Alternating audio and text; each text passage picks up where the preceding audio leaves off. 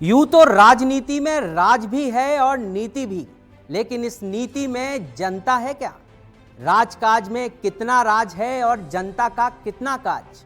नमस्कार, मैं संदीप मिश्रा आपके साथ सच बेधड़क पर बात करूंगा जनतंत्र की, और इसमें होगी जन जन के दिल की बात और धरातल की पड़ताल। आपके लिए, खुद के लिए, आपके अपने शो जनतंत्र में, ताकि जन भी सलामत रहे और तंत्र भी रहे चौकस। तो देखते हैं जनतंत्र में क्या है खास।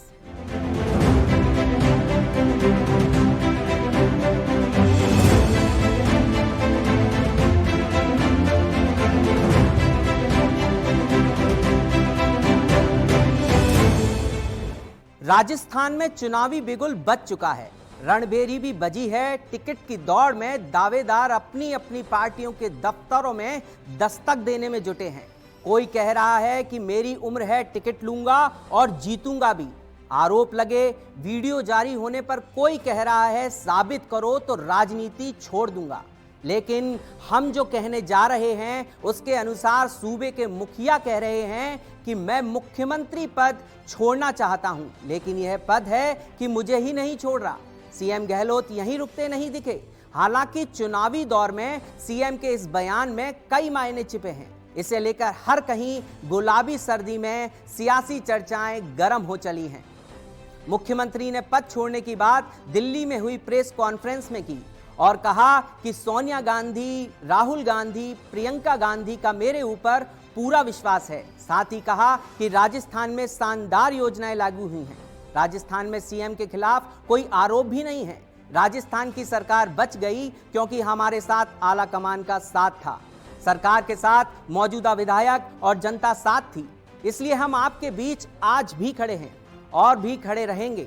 गहलोत ने बीजेपी के खिलाफ कहा कि उनका काम तो कांग्रेस के खिलाफ नेगेटिविटी फैलाना है। इसी बीच जब बात टिकट की हुई तो पत्रकारों ने सीएम गहलोत से पायलट गुट की चर्चा की, तो गहलोत ने बड़ा बयान दिया और खुलासा भी किया।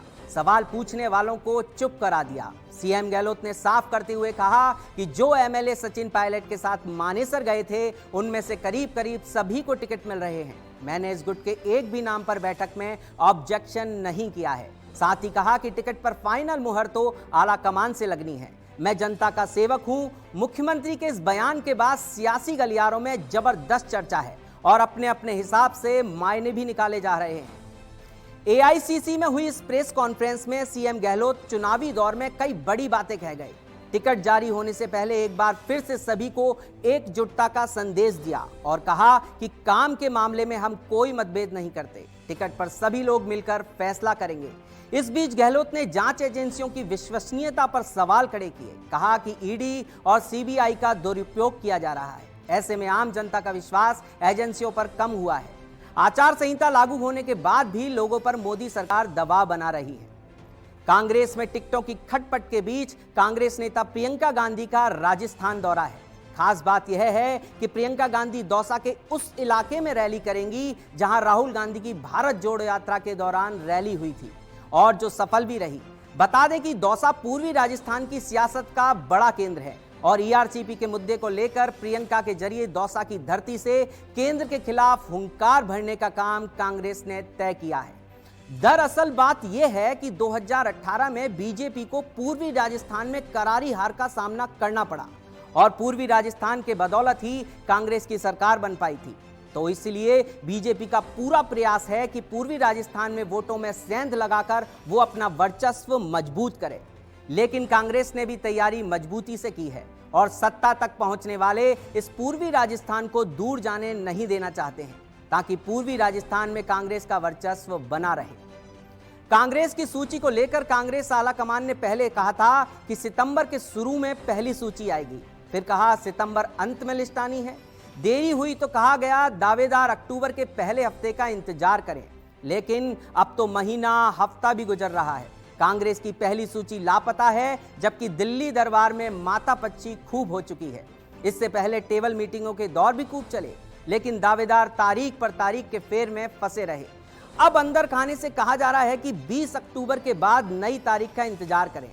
ऐसा तो नहीं कि दावेदारों की गुत्थम गुत्थी में आला कमान की मातापच्ची का पेच अटका है, या फिर डैमेज कंट्रोल को आला कमान मैनेज करने की कोशिश में है।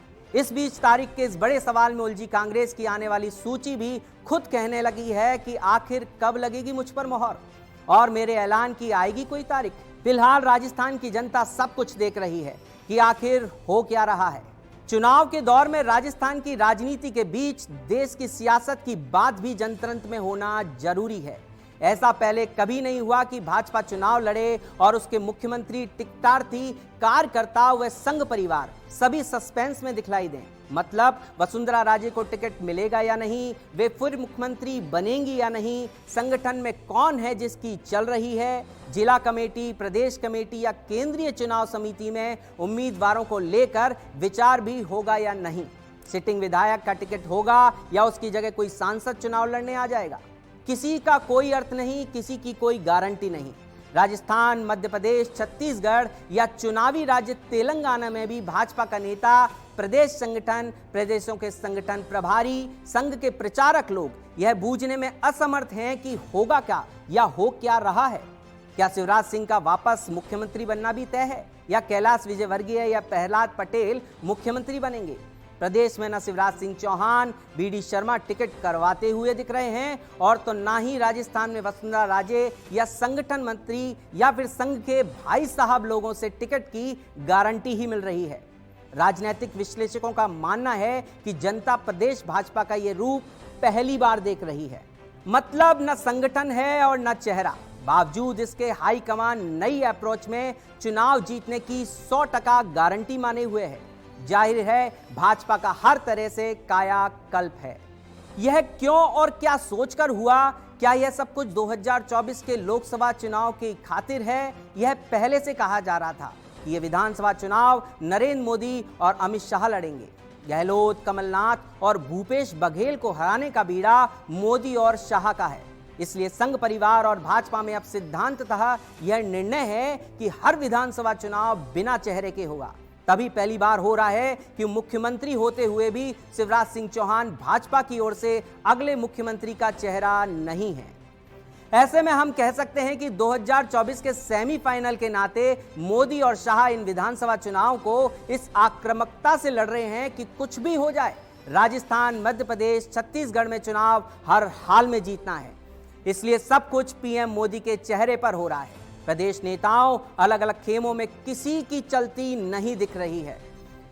उम्मीदवार भी सिर्फ और सिर्फ चुनाव जीत सकने की कसौटी पर तय हो रहे हैं। तभी विधानसभा की सीटों को ए, बी, सी की कैटेगरी में बांटकर भाजपा ने सबसे पहले कांग्रेस से हारी हुई या हमेशा भाजपा के लिए मुश्किल रही सी कैटेगरी की सीटों पर उम्मीदवार तय किए।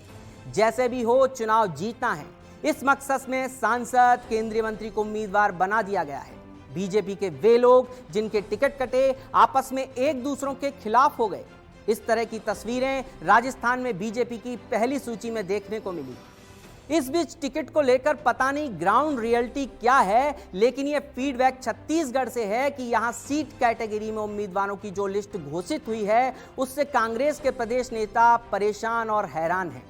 हमेशा हारने वाली सीटों में भी भाजपा कुछ ना कुछ सीटें जीतेगी और ऐसा होना लड़ाई में उसका बोनस होगा, तो वहीं कांग्रेस का भारी नुकसान। इधर कांग्रेस की लिस्ट जारी हुई तो फिर माथापच्ची स्टार प्रचारकों की होनी ही थी। इसे देखते हुए बीजेपी ने स्टार प्रचारकों की सूची जारी कर दी और इस सूची में 40 नाम सामने आए हैं। चुनावी दौर में नेताओं की ईश्वर के दर पर आवाजाही कुछ ज्यादा ही बढ़ गई है। कोई अपना टिकट पक्का करने तो कोई जीत की आस में ईश्वर के दर पर मत्था टेक रहा है, तो वहीं कई नेता ऐसे भी हैं जो नवरात्रि के खास दिनों में तंत्र साधना के जरिए अपने राजनीतिक मिशन को पूरा करने के लिए भगवान के सामने विशेष पूजा अर्चना कर रहे हैं। वहीं एक नेताजी तो पूजा अर्चना के दौरान किए गए खर्चे को लेकर पार्टी के निशाने पर हैं। सत्ता के लिए तंत्र साधना, जी हां, ऐसी चर्चा है कि कमलनाथ को मुख्यमंत्री बनाने के लिए चक्र तीर्थ शमशान घाट पर एक विशेष अनुष्ठान किया जा रहा है। 2023 के चुनाव कई मायने में अलग दिखाई दे रहे हैं। कांग्रेस जहां खुलकर साधु संतों की कथा करवाकर हिंदुत्व की ध्वजवाहक बन रही है, वहीं एक वायरल वीडियो ने कांग्रेस पर बीजेपी को हमला करने का मौका दे दिया है। दरअसल इस वीडियो में कमलनाथ को मुख्यमंत्री बनाने के लिए उनकी फोटो के साथ तंत्र मंत्र करते तंत्र साधक दिखाई दे रहे हैं। शमशान में कमलनाथ की तस्वीर रखकर नींबू, शराब, भैरवनाथ की मूर्ति, पुतलियों के जरिए तंत्र मंत्र कर तांत्रिक किया करते रात को 2 बजे का ये फोटो वीडियो सामने आते ही मध्य प्रदेश में चुनावी सियासत की ज्वाला दहक उठी है। मामला महाकाल की नगरी उज्जैन के चक्रतीर्थ शमशान घाट का है। ये तंत्र क्रिया कमलनाथ की जीत के लिए की गई। ये दावा खुद तंत्र साधक भय्यू महाराज कर रहे हैं। चक्रतीर्थ शमशान घाट पर इन दिनों कमलनाथ का मुख्यमंत्री बनाने और विधानसभा चुनाव में कांग्रेस सरकार बने, इसलिए विजय अनुष्ठान किया जा रहा है। इस अनुष्ठान में पहले की तरह कांग्रेस विधायकों की खरीद फरोख्त ना हो, इसके लिए भी तंत्र क्रिया की जा रही है। और अंत में जनतंत्र में बात शरद पवार की। शरद पवार अगला लोकसभा चुनाव नहीं लड़ेंगे। एनसीपी प्रमुख ने यह बात कही है। शरद पवार ने डिंडोरी लोकसभा सीट को लेकर समीक्षा बैठक के दौरान पार्टी कार्यकर्ताओं और नेताओं के सामने अपनी बात खुलकर रख दी है। लोकसभा सीटों को लेकर की जा रही समीक्षा बैठक में नेताओं और कार्यकर्ताओं ने शरद पवार से महाराष्ट्र के माढा लोकसभा सीट से चुनाव लड़ने की गुजारिश की थी। पार्टी में हुई बगावत के बाद पार्टी को मजबूत करने के लिए पवार राज्य के साथ देश भर का दौरा करेंगे। शरद पवार अभी संसद के उच्च सदन राज्यसभा के सदस्य हैं। आपको बता दें कि इसी साल जुलाई में शरद पवार की पार्टी में 2 फाड़ हो गए थे। भतीजे अजित पवार ने पार्टी में बगावत कर दी थी। इस घटना से महाराष्ट्र की सियासत को पूरी तरह से हिलाकर रख दिया गया था। शरद पवार के सामने भी पार्टी बचाने की बड़ी चुनौती आकर खड़ी हो गई थी। मामला चुनाव आयोग की दहलीज तक पहुंचा जब अजित पवार ने बगावत के बाद पार्टी और चुनाव चिन्ह पर अपना दावा कर दिया। मामला चुनाव आयोग के अभी अधीन है। महाराष्ट्र में शरद पवार की एनसीपी, उद्धव ठाकरे की शिवसेना और कांग्रेस का गठबंधन है। तीनों दल साथ में लोकसभा चुनाव लड़ेंगे। लोकसभा चुनाव को लेकर सीटों के बंटवारे को लेकर जल्द ही अंतिम रूप देने की संभावना है। शरद पवार ने बुधवार को कहा कि आगामी लोकसभा चुनाव के लिए महाविकास अघाड़ी गठबंधन के सहयोगियों के बीच सीट बंटवारे को लेकर जल्द ही अंतिम रूप दे दिया जाएगा। ये तीनों दल विपक्षी गठबंधन इंडिया का भी हिस्सा हैं। जनतंत्र की इस कड़ी में आपने देखी राजस्थान के सियासी गलियारों की वो बातें जो आपको और कोई नहीं बताएगा। आज के लिए बस इतना ही। कल फिर मिलेंगे राजनीतिक गलियारों की वो बातें आपको बताने जो आपको जानना जरूरी है। देखते रहिए सच बेधड़क।